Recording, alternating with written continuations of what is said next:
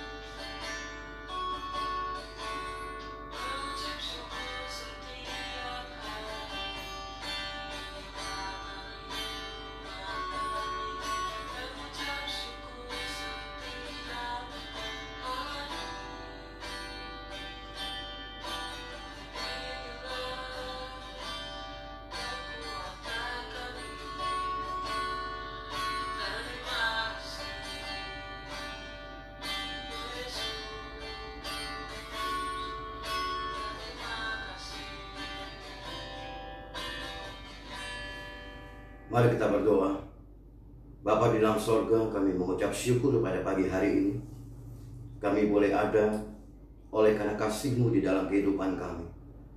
Sehingga kami patut dan layak untuk memuji, memuliakan Engkau, Bapa yang begitu baik di dalam kehidupan kami.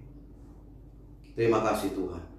Kami akan mulai ibadah kami pada pagi hari ini disertai dengan perjamuan kudus. Sucikan dan kuduskan hamba-Mu dan kami semua, supaya kami layak di hadapan-Mu. Terima kasih Tuhan, terima kasih. Di dalam nama Yesus, kita yang siap dengan firman-Nya dan memuji Dia. Katakan haleluya, amin. Shalom saudara-saudaraku, selamat pagi. Salam terbang tinggi bagi Raja Wali. Mengucap syukur pada pagi hari ini, kita masih diberikan nafas kehidupan. Kita masih dipercayakan untuk datang ke hadirat-Nya, memuji, memuliakan, bahkan mendengarkan firman-Nya. Haleluya. Kita angkat pujian, mengucap syukur setiap hari. Haleluya.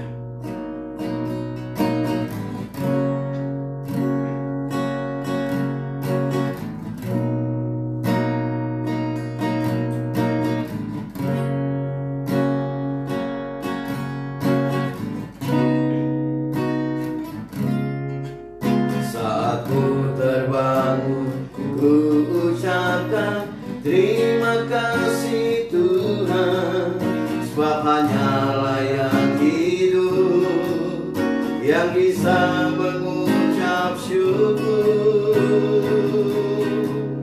Saat ku terbangun, ku ucapkan terima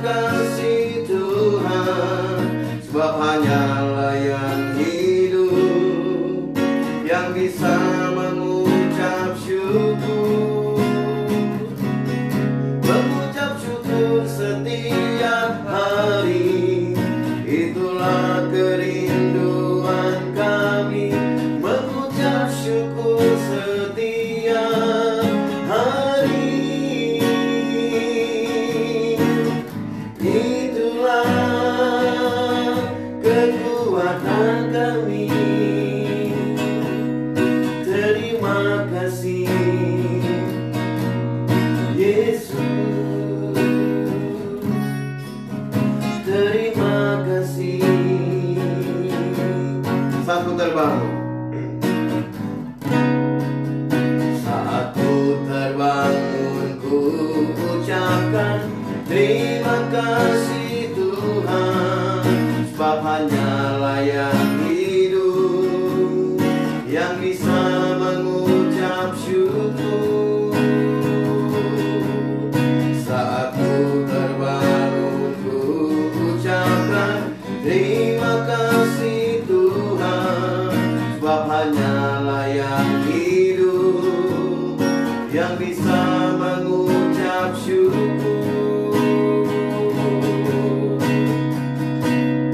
Mengucap syukur setiap hari, itulah kerinduan kami. Mengucap syukur setiap hari, itulah kekuatan kami. Terima kasih Yesus, terima kasih. Haleluya, haleluya. Biar firman ini ditaburkan dan terjadi satu penuaian di akhir zaman ini dalam nama Yesus. Haleluya, haleluya. Saudara-saudaraku, pagi ini tema kita adalah bagian Tuhan dan bagian kita, saudara-saudara. Ada kalanya di dalam kehidupan kita ada hal-hal yang menjadi kedaulatan Tuhan yang tidak bisa kita ganggu gugat, saudara. Ada hal-hal yang harus memang Tuhan lakukan di dalam kehidupan kita sebagai umatnya. Dan ada hal-hal yang memang harus kita lakukan sebagai orang percaya, sebagai pengikut Kristus. Oleh sebabnya pagi ini biarlah kita dipenuhi pengertian bahwa kita adalah manusia yang terbatas. Tuhan tidak pernah terbatas untuk melakukan segala perkara. Dunia ini diciptakan oleh Tuhan dengan kesempurnaan tanpa kegagalan. Tetapi ketika di dalam Kejadian 3 ayat 17 manusia jatuh ke dalam dosa, maka penderitaan, maka kesengsaraan itu terjadi sampai dengan saat ini. Saudara-saudara, kita tidak menantikan pada saat Yesus datang saja untuk memperoleh kekekalan. Tetapi pada masa zaman dahulu, Yesus telah melakukannya buat kita, saudara. Ketika Dia mengorbankan dirinya untuk menebus dosa saudara dan saya. Oleh sebabnya Yesus melakukan hal-hal yang dahsyat dan luar biasa. Dia menyembuhkan yang sakit, membangkitkan orang mati, menghibur yang susah, menyembuhkan yang tidak dapat dilakukan oleh manusia. Seperti firman pada pagi hari ini, saudara, yang kita ambil dalam Matius 20 ayat 29 sampai dengan 34. Saya bacakan buat saudara. Dan ketika Yesus dan murid-muridnya keluar dari Yeriko, orang banyak berbondong-bondong mengikuti Dia. 2 orang buta yang duduk di pinggir jalan mendengar bahwa Yesus lewat, lalu mereka berseru, "Tuhan, Anak Daud, kasihanilah kami." Tetapi orang banyak itu menegur mereka supaya mereka diam. Namun mereka makin keras berseru, katanya, "Tuhan, Anak Daud, kasihanilah kami.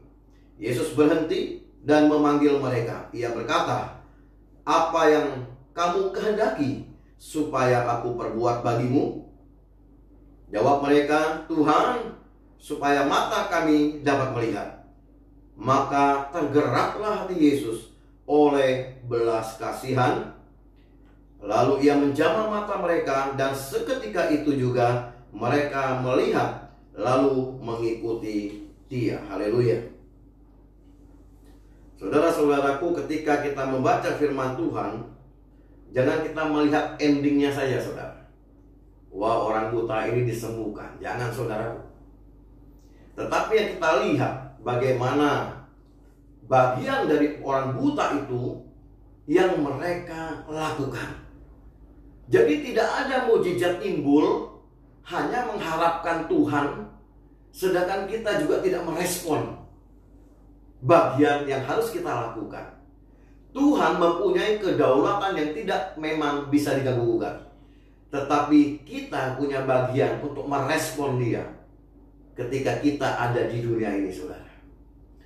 Saya sangat-sangat tergerak hati dan sangat dijamah oleh apa yang dilakukan oleh kedua orang buta ini, yang notabene mereka mengalami kesulitan, bahkan sulitnya lebih besar daripada kita saat ini. Mereka tidak bisa melihat, saudaraku. Mereka berbeda dengan kita. Tetapi apa yang mereka lakukan bagian mereka, saudara? Yang dilakukan kedua orang buta itu, ayat 30a, ya. Yang pertama yang saya bacakan, ada dua orang buta yang duduk di pinggir jalan mendengar. Saudara-saudaraku, betapa pentingnya mendengar. Kedua orang buta ini mendengar tentang Yesus dari orang-orang yang mungkin lewat di depan mereka pada saat itu, yang ada di jarak dekat dengan mereka.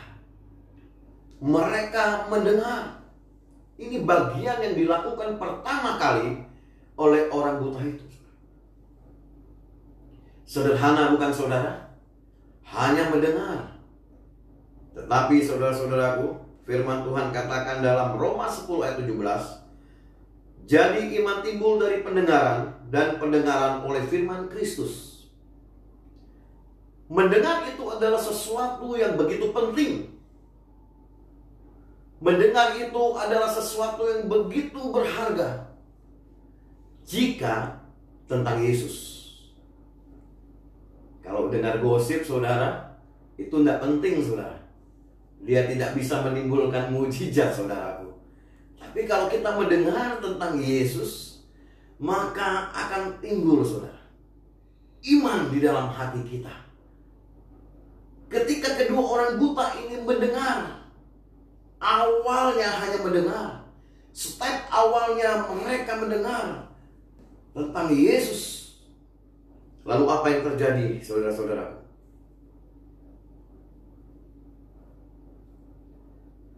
Di ayat selanjutnya, 30 yang B, dua orang buta yang duduk di pinggir jalan mendengar bahwa Yesus lewat, saudara. Nah, itu yang saya katakan tadi, ya. Jadi orang-orang sekitarnya. Lalu mereka berseru, saudaraku. Yang pertama kali itu adalah mendengar. Yang kedua adalah berseru. Ini yang dilakukan bagian daripada kedua orang buta itu. Ya, saudaraku. Dalam Yakobus 1 ayat 23 dikatakan, sebab jika seorang hanya mendengar firman saja tetapi tidak melakukannya, ia adalah seumpama seorang yang sedang mengamati mukanya yang sebenarnya di depan cermin. Mereka bukan hanya mendengar, saudaraku, tentang Yesus. Di dalam kelemahan mereka, di dalam kesulitan mereka, di dalam penderitaan mereka, di dalam kesengsaraan yang mereka alami, mereka kemudian mengambil satu tindakan selain mendengar, yaitu berseru, saudara. Tuhan, anak Daud, kasihanilah kami. Dalam Yeremia 33 ayat 3, berserulah kepadaku, maka aku akan menjawab engkau dan akan memberitahukan kepadamu hal-hal yang besar yang tidak terpahami, yakni hal-hal yang tidak kau ketahui. Luar biasa. Ya saudara-saudaraku, mulai dari mendengar, kemudian mengambil tindakan berseru. Dan kedua orang buta ini melakukan itu di tengah-tengah kehidupan mereka yang begitu sulit, saudara. Mereka tidak normal seperti kita bisa melihat. Tetapi kita saat ini yang bisa melihat bagaimana tentang Tuhan. Apakah kita sering mendengar tentang Tuhan? Mendengar khotbah, mendengarkan pujian, saudara-saudaraku? Atau kita cukup mendengar, kita tidak mengambil tindakan berseru di tengah saat-saat kita seperti tertekan saat ini, saudara? Dibutuhkan satu respon yang luar biasa dari dalam hati saudara dan saya, untuk merespon berseru kepada Tuhan. Ya Tuhan, ini aku. Engkaulah sumber pertolongan, Engkaulah sumber kekuatan.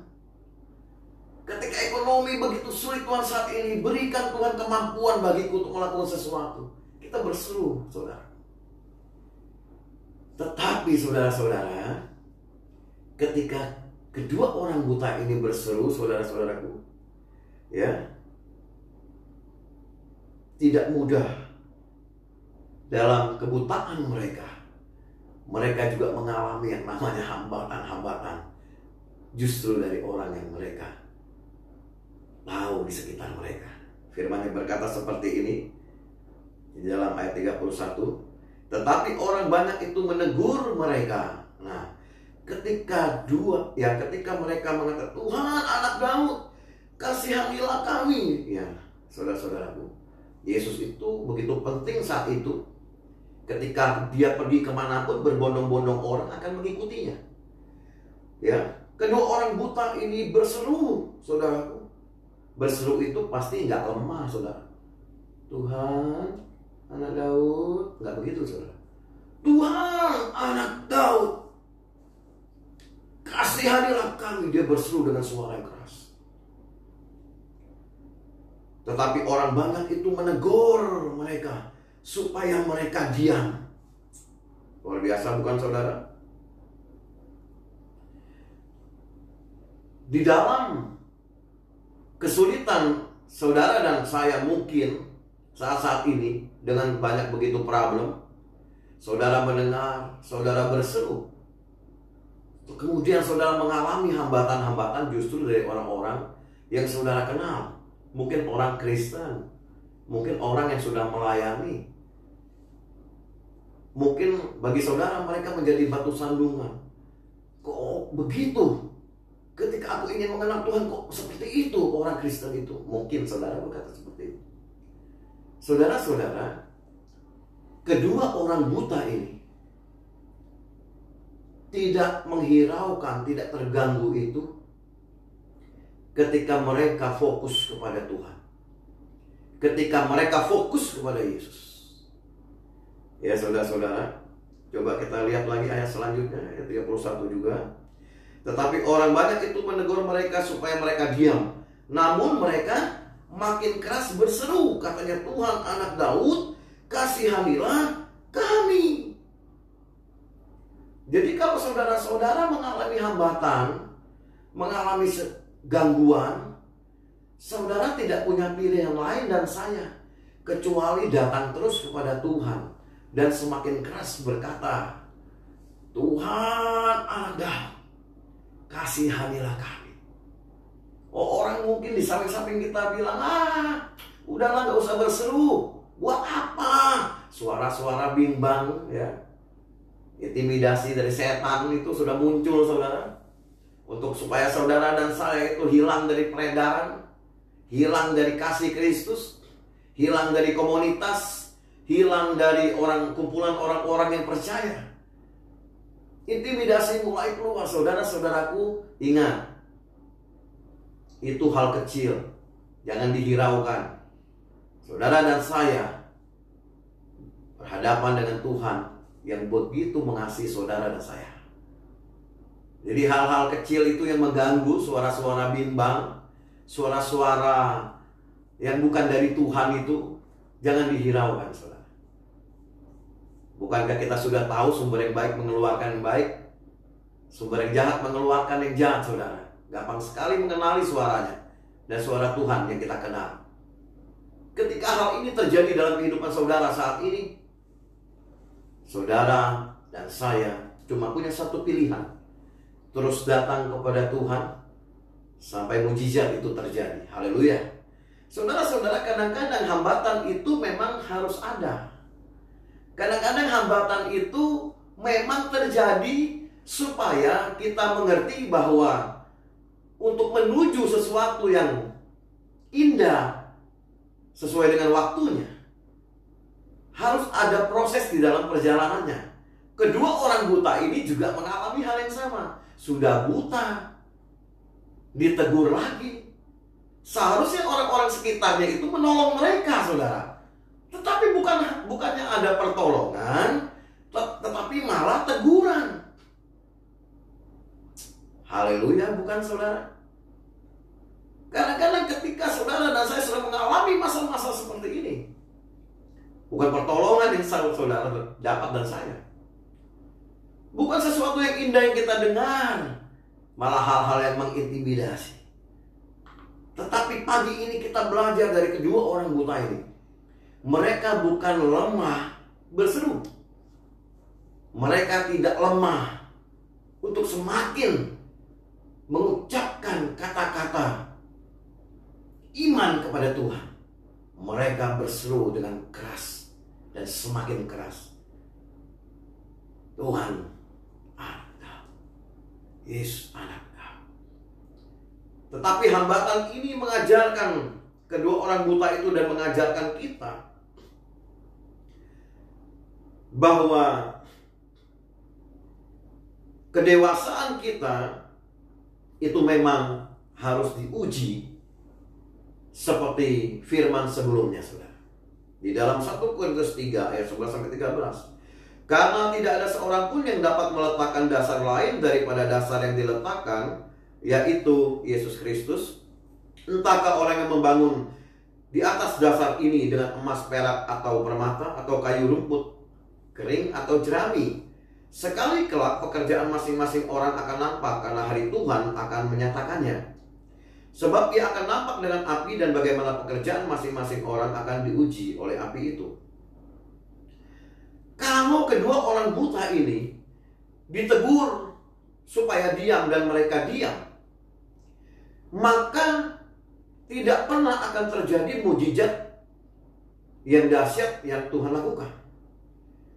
Justru hambatan itu menyatakan kepada kita semua bahwa kedua orang buta ini mempunyai satu ketangguhan yang luar biasa, mental yang pantang menyerah ketika mereka mau datang kepada Tuhan. Saudara-saudaraku, saya mau ingatkan, bukan hanya bekerja yang butuh semangat, tetapi mengikut Tuhan kita harus punya juga semangat yang besar, saudara. Mengapa? Karena tantangan dan hambatan itu jauh lebih besar ketika kita mau datang, ketika kita mau melayani Tuhan, ketika kita ingin dipulihkan Tuhan. Kalau bekerja semua orang bisa melakukannya, saudara. Tetapi semangat melayani Tuhan, tidak semua orang bisa mengalaminya. Ketika orang itu ditegur oleh orang-orang, "Hei, kau tuh gak layak. Hei, kau tuh gak bisa. Hei, kau tuh," dikritik di segala macam, saudara. Lalu mundur, lalu meninggalkan pelayanan. Itu banyak terjadi, saudara. Makanya firman di Korintus tadi mengajarkan terbuat dari apa kita. Kedua orang buta ini, saudaraku, terbuat dari emas, perak, dan permata. Mengapa? Karena mereka tetap tidak menyerah. Mereka tetap datang kepada Tuhan walaupun ada hambatan dari orang-orang sekitarnya. Bukan begitu, saudara? Pengalaman kita bukan banyak mengikut Tuhan. Oh, ini ada saudara mungkin hambat kita. Oh, ini mungkin ada orang lain hambat kita. Oh, mungkin orang-orang yang dekat sama kita hambat kita. Saudaraku, saya ingatkan, teruslah berseru kepada Tuhan. Yesus anak Daud, aku mau ikut engkau. Haleluya saudara. Itu hambatan untuk menguji kita.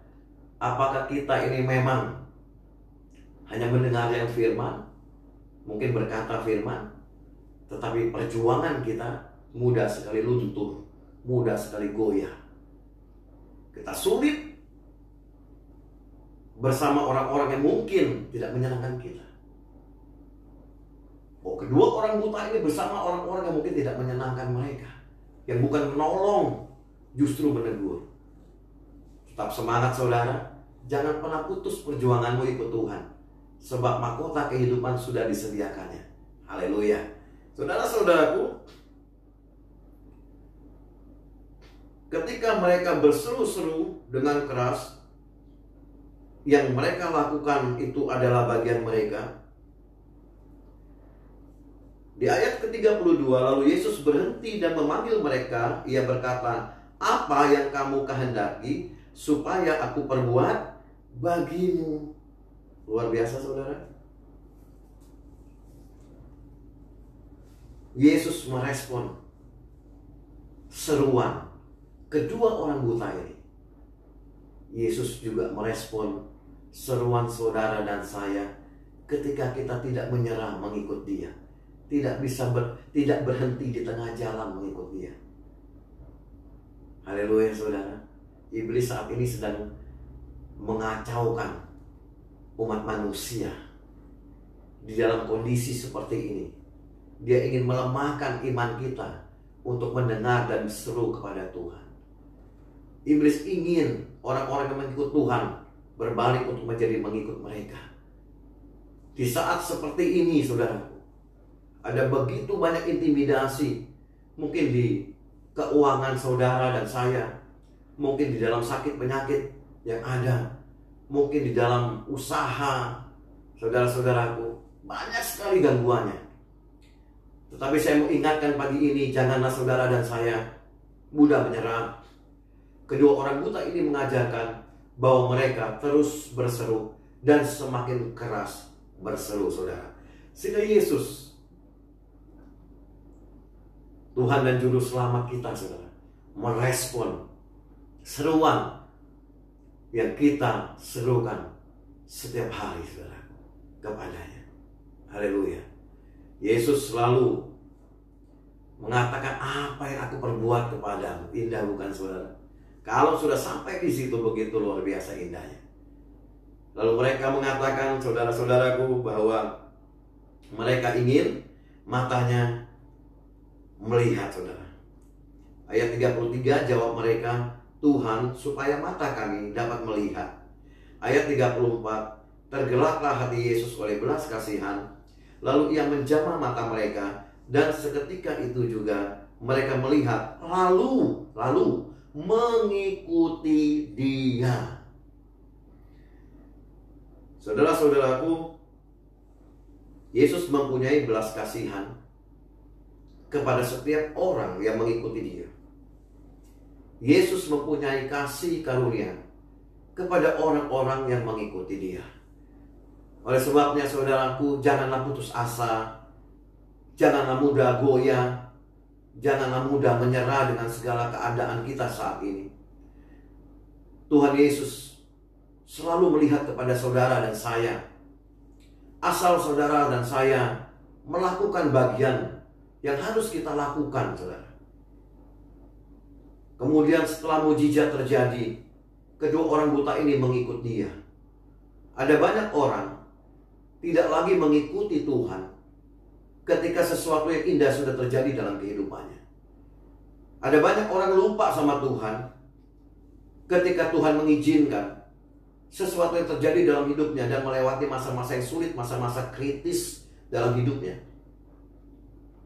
Tidak lagi mengikuti Dia dengan benar. Kembali seperti semula, biasa-biasa saja karena nyaman. Kalau kita sudah pernah mengalami hal-hal rohani yang begitu dalam di dalam kehidupan kita. Apakah itu seperti kedua orang buta ini lewat sakit penyakit, saudara? Lalu saudara disembuhkan, maka kembalilah kepada kasih mula-mula itu, saudara, lalu mengikuti dia.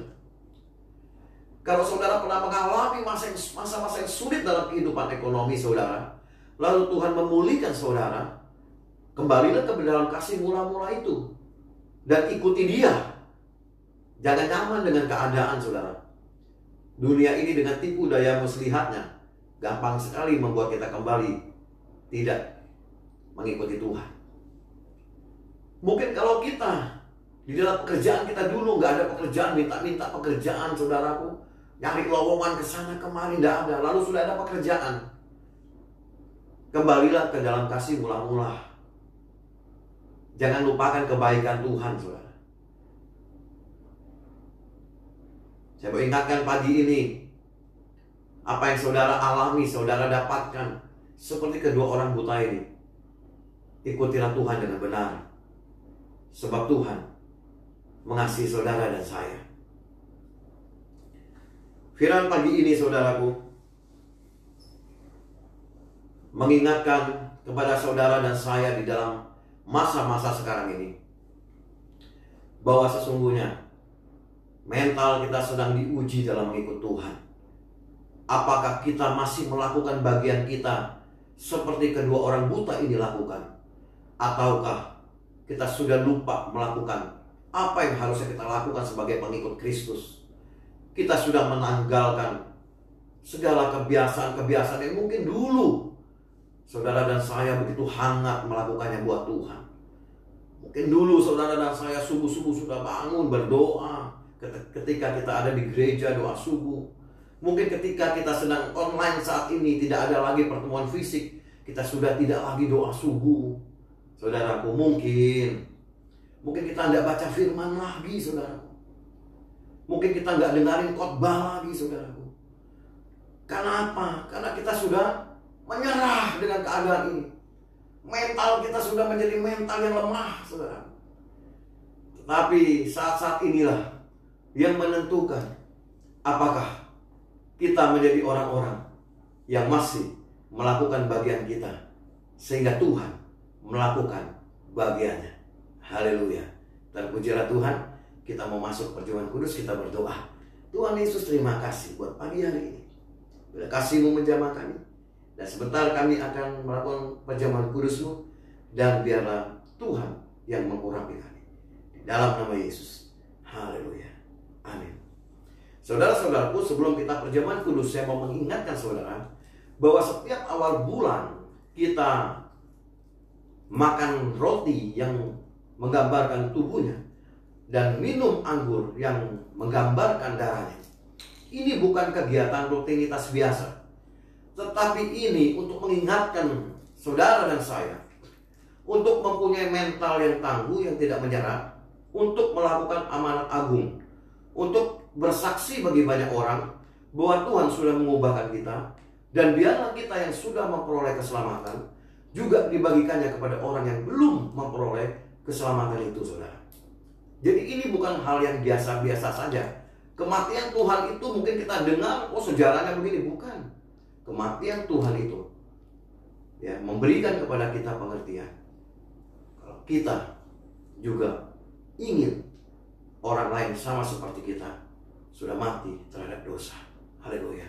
Saudara-saudaraku, angkat rotimu. 1 Korintus 11 ayat 23 sampai 25.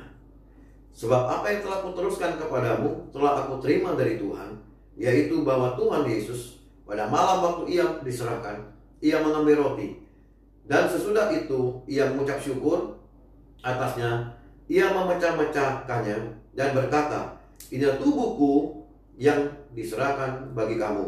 Perbuatlah ini menjadi peringatan akan aku. Saudara percaya tubuh ini, roti ini adalah tubuh Kristus dengan iman? Jika percaya, makanlah dalam nama Yesus.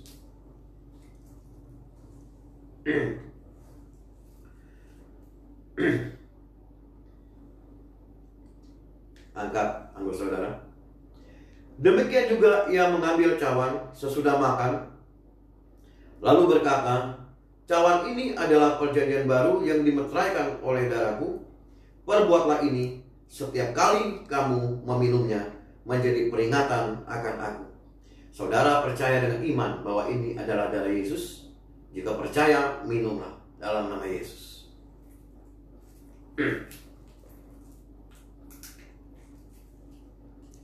Kita mau sembah Dia.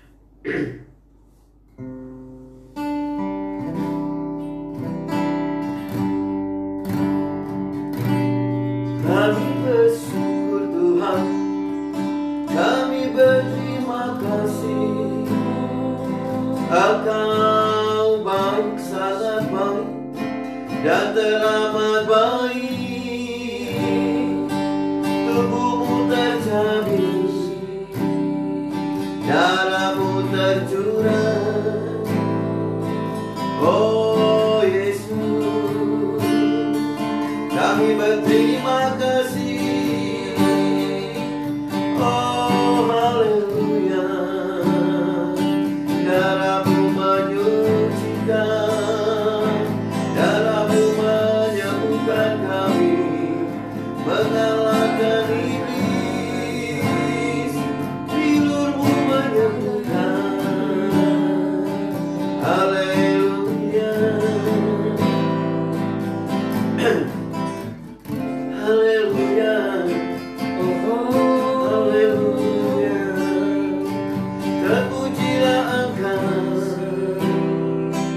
terpujilah Yesus, Juru Selamat kami,